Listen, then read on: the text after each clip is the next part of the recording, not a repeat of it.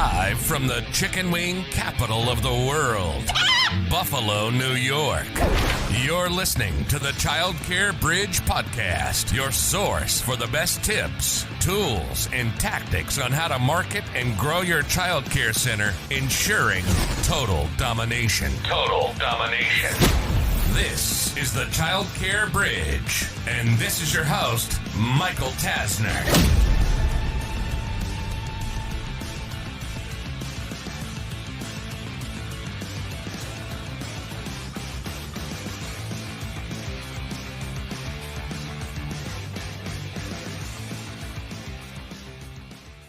Hey there, and welcome to Ep003. In today's episode, I want to talk about opposite of last week. Last week, I talked about all of the amazing benefits of starting and opening and growing a childcare center. What I wanted to do in this episode is to tell you about all of the crazy things that I've seen, all of the negative stuff, all the potential roadblocks that you are going to encounter. And you might say, well, Michael, why would you want to give all the negative to this industry? Shouldn't we be focused on the positive? Now, yes, I want you focused on all the good stuff. But especially for someone that is maybe teetering with getting into this industry. That could mean you're looking at taking a home center and converting it to an actual full-blown center with a lease or buying a building. It could mean that you're looking at signing the dotted line for a franchise. And some of these franchise investments for childcare centers are extremely, extremely costly. So I'm going to throw a bunch of things at you. And these are things that I have seen and experienced firsthand. So they're not just generalized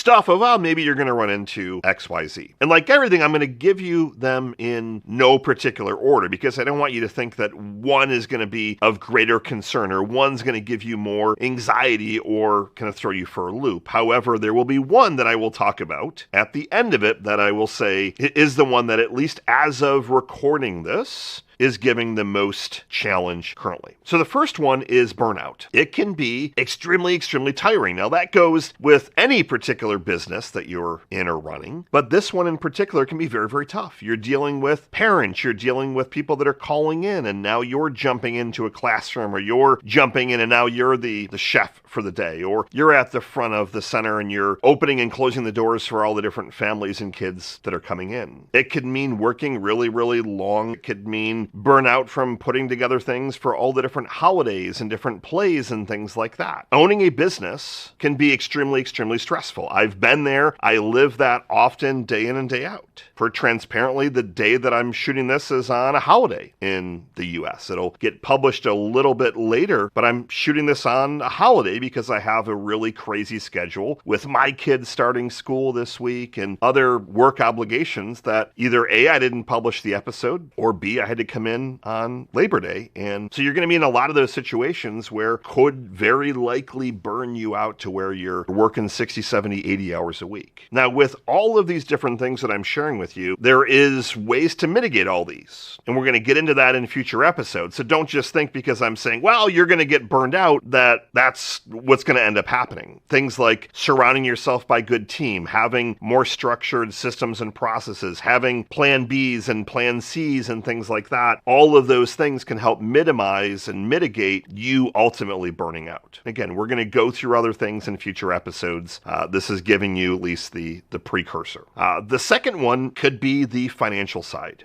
Especially to get things started, it's pretty costly. If you're buying a location, if you're leasing a building, if you're starting a new location, expand, you have to make sure that you are within compliance. You've got to make sure that certain standards are being met. And there are time and time again where I have seen it where centers have said, oh, Michael, we need to pull back on X because the licensing team now says we need to have something different for the fire department, as an example. And that's going to be $40,000. Starting and growing a center can be very, very expensive if you do not do it correctly. If you don't start to reverse engineer the math and reverse engineer the numbers and make sure that you're operating profitably. At the end of the day, I've seen some centers that wind up with 20, 30% net profit. I've seen some centers that are the complete opposite. So like everything, all the different potential challenges I'm giving you, there's ways to mitigate them. But if you don't let things kind of stay in alignment, they can get out of control very, very quickly. If you don't manage the money correctly, all of a sudden you go and you lease a bus and you lose 6 enrollments and that were the payment for that bus, and now you don't have those enrollments anymore. So there's a lot of different things you need to look at, but especially starting out, and then if you want to continue to expand when it comes to real estate and things like that, it can be very costly, especially with franchises. If you're building something out from scratch, I mean, I've seen debt service where you're paying out $50,000 a month, for example. It's a lot of enrollments that you need to have to make sure that you're offsetting all of that in addition to all of the labor. So money-wise,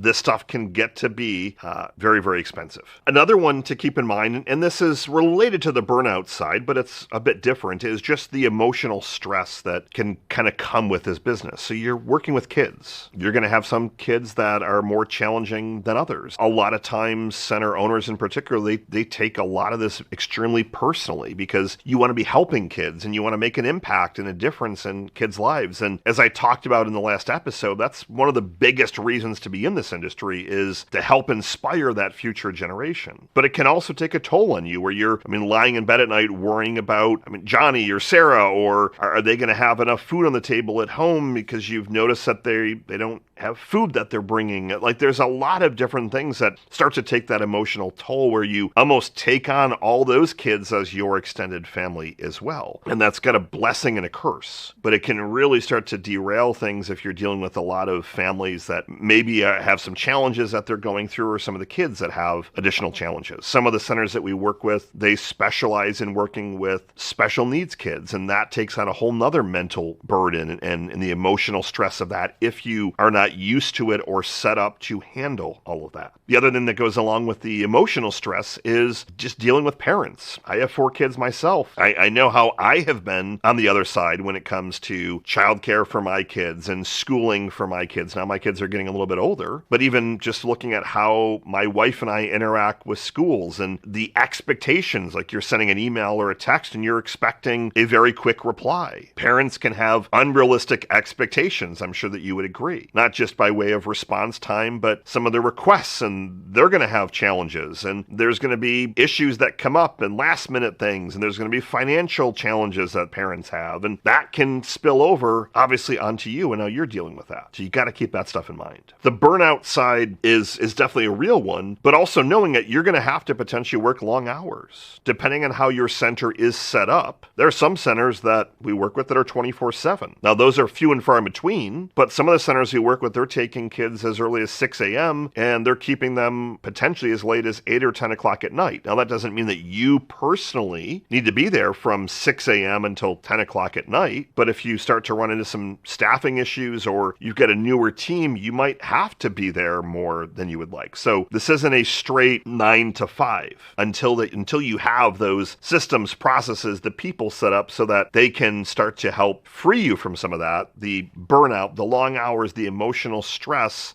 That stuff can get to be very, very challenging. The next one is licensing. You have to deal with a licensing department. Unlike some businesses that you can just set up and operate freely without having to have people coming in and they can randomly pop by and inspect your center or centers. And that often results in things that you have to change or things you have to fix. And also dealing with licensing and parents, if there's a parent complaint, for example, whether it's factual or not, you're going to have someone show up and they're going to start inspecting and seeing what's going on. And I've seen a lot of that, and that mental energy, personally speaking, I don't do well with that. If someone says their parent's lodging a complaint and all of a sudden I've got licensing that they're in here and they're trying to get all the details, there's a ton of paperwork, like it's not easy in that respect. Having someone to kind of answer to that can just randomly pop in whenever they would like is a little bit of a challenge, especially for me. Now, once you get into that groove and you start to work with them and you get to know the people that are on the other side, you get into that rhythm and things can definitely get to be a bit easier. But especially if you're just starting out in this industry, that licensing stuff, it can definitely throw you for a bit of a curveball. Now, along with licensing, you have to keep in mind that there are a lot of liability concerns in this particular space. If a kid falls off your playground outside, they break their arm, that could potentially be a lawsuit. A teacher accidentally does something, the parent doesn't like it, that could be a lawsuit or some potential liability. So there are a lot of things that are outside of your control, and that's obviously why you have insurance and plenty of policies and things like like that. But if you're not cut out to deal with that kind of stuff, something's gonna happen. Now, God forbid it's anything terrible, but there's gonna be something that ends up occurring. Like they're kids, they're running around, someone's gonna get accidentally injured, or something small is gonna happen that you're gonna have to do some paperwork with. And it could hopefully not turn into a bigger issue, but it could potentially turn into a bigger issue. So dealing with that kind of stuff is always there on a day-to-day basis, because you can't foresee every single situation. You obviously want to make your center extremely safe, and you want to make sure it's a great place for kids to be coming, but you can't anticipate any potential. Example, my daughter's in gymnastics. She's 6 years old, and she ended up getting a concussion from the gymnastics studio. She ended up slipping off of one of the bars, and she ended up hitting her head either, I don't know if it was on the mat or something else. I wasn't there. And we could have been one of those families that, oh my God, now we're going to sue the gymnastics studio. That's not how we operate. But those kinds of things occur. And I'm sure that's not the first time that studio has ever had an injury. Thankfully, my daughter was fine, but you've got to do the paperwork and things like that. From a growth standpoint, this one could be something to consider, negative or positive. And it largely varies based on where you are in the country or the world. Some cities, there is tremendous growth opportunities. You can start to size up and see where there are more kids and families than there are childcare centers. But there also are the opposite, where some cities are becoming so saturated with franchise brands, but also just everyone else starting to open up centers where the growth potential is not there. So you have to make sure that when you are looking at your location, that it's not just I think this seems to be a pretty busy area. There are a lot of centers that have called us and asked for us to basically work a miracle. Hey, Michael, we have 6 enrollments. We have capacity for 150, and we've been open for 6 months. Now, there are a lot of reasons why they only have 6 enrollments, but the growth of that particular area probably is a big concern. So yes, this industry is recession-proof typically. Yes, this industry is growing, but you have to keep in mind some of the external factors as well. Schools are starting to offer pre-K, for example. Some schools are taking on more of that, and they're trying to grab that revenue. Some of the churches that were struggling now all of a sudden are offering childcare services at 50% less than everybody else. Now, that doesn't mean that you're comparing apples to apples. If you have this robust academy or this fancy Montessori center or Reggio Emilia, and the church is operating like a traditional kind of daycare where I wouldn't say it's only babysitting, but they're not doing a ton above and beyond. You're not comparing apples to apples, and there's a market for both. But you have to keep in mind a lot of those external factors. And before you continue to expand or acquire or grow or even jump into the industry, you've got to make sure that the demand is there. You want to look at all the different centers that are in the different areas that you're looking at targeting, and what is their capacity. And this is all public information, which is great. Now, they're not having to necessarily put their current enrollments on, but you can see this center has capacity for 100 and this one's got 50, but then there aren't any other centers for 8 miles. And from the demographic data you're looking at, there are lots of kids. So maybe you call a couple of centers and they're at a 2-year-long wait list. I mean, that's a pretty good sign if all the centers in the area have a wait list. It's a great sign. So there are a lot of things that you can do to help mitigate that, much like all the other ones. The last one that I'm going to give you for today is the one that I would say is the biggest risk currently. It's the one that I'm hearing day in and day out, and it's a huge, huge challenge that you need to think about, and that is staffing. So in this industry, you have to maintain ratios. So you can't just magically have 100 kids and have 2 teachers. Depending on your state and the ages and the classrooms, you could have 1 teacher to 3 infants, or even 2 infants, for example. And you need to maintain that ratio, or you're out of ratio, which means that either you're then having to jump in and fill that slot, or you're having to hire somebody rapidly, or you're having to tell a family that they can't come in today. So the ratio piece is extremely important, but right now it has definitely been a challenge to attract and retain really good team members. We have some centers that are doing amazing with attracting talent, keeping talent. But if you re-listen back to this episode and you hear about burnout and dealing with parents and liability issues, like a lot of those are then going to cascade on your team. So your teachers are also then having to deal with parents and the emotional stress of some of the kids and things like that, and potential burnout. If all of a sudden you were allowing your team to work 4 days a week, but now you're out of ratio, so now they have to work 5 days again. Like there are things like that that can rapidly really happen, and it really starts to throw things off. So the staffing side, you really have to think it through. You really have to have a plan, and that plan needs to include how you're going to attract the staff. You've got to make sure that you can pay not just a competitive wage, but a better wage. You've got to factor in paying your team, ideally, some benefits that other people are not doing. Because if we know where the world is today, as of shooting this, Labor Day 2023, the economy is in a really weird spot. I'm not an economist, but things do not look overly optimal. They don't look overly positive right now. If the recession ends up occurring or is happening, etc., if inflation continues,